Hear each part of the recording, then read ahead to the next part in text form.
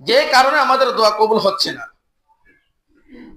1 number, পানাহার ও পোশাক হারাম থাকা। 2 নাম্বার, দোয়ার মধ্যে ইখলাস একাগ্রতা না থাকা। দোয়া কবুল হবে কি হবে না এই ব্যাপারে এখন সন্দিহান থাকা।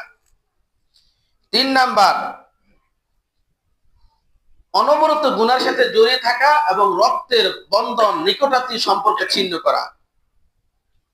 4 নাম্বার, সব সময় গুনাহ করতেই থাকা, তওবা না করা। 5 নাম্বার, দোয়ার মধ্যে অমনোযোগী হওয়া। 6 নাম্বার, দোয়া কবুলে তাড়াহুড়া করা।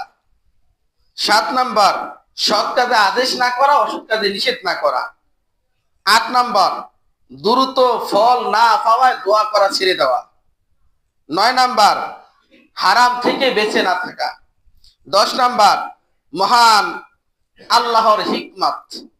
11 নাম্বার, গুনাহের কাজে দোয়া করা।